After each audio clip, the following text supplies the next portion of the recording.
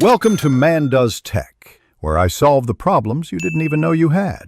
You begin by locking constraints in place. You have the only way, a single systematic search. You gather a bright flashlight, cloth, tray, and bag. These let you spot, secure, and contain the maroon marker. Start at the most recent place you remember using it. Once done, scan objects that logically accompany markers: pencil cups, bags, notebooks.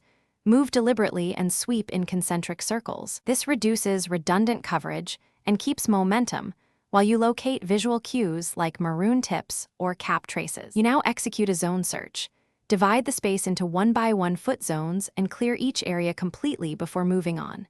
Begin with horizontal surfaces, desktops, tables, shelves, then work pockets, bags, and the undersides of furniture. Use a low-angle flashlight to catch tiny maroon reflections and inspect creases or lids where a marker cap hides.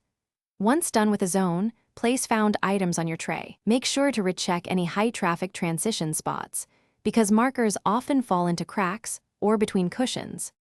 You complete the recovery by expanding outward if needed. Extend the radius to 25 feet and check clothing pockets, bags, and vehicle interiors where the marker might have migrated. Inspect recent trash and laundry before discarding items, and sweep the floor under movable objects. If you still can't find it, photograph the search area and review the images on a screen. This often reveals subtle maroon tones you missed in person. Once located, cap the marker and store it in a designated holder to prevent repeat searches. Thanks for watching. If you found this helpful, don't forget to like and subscribe.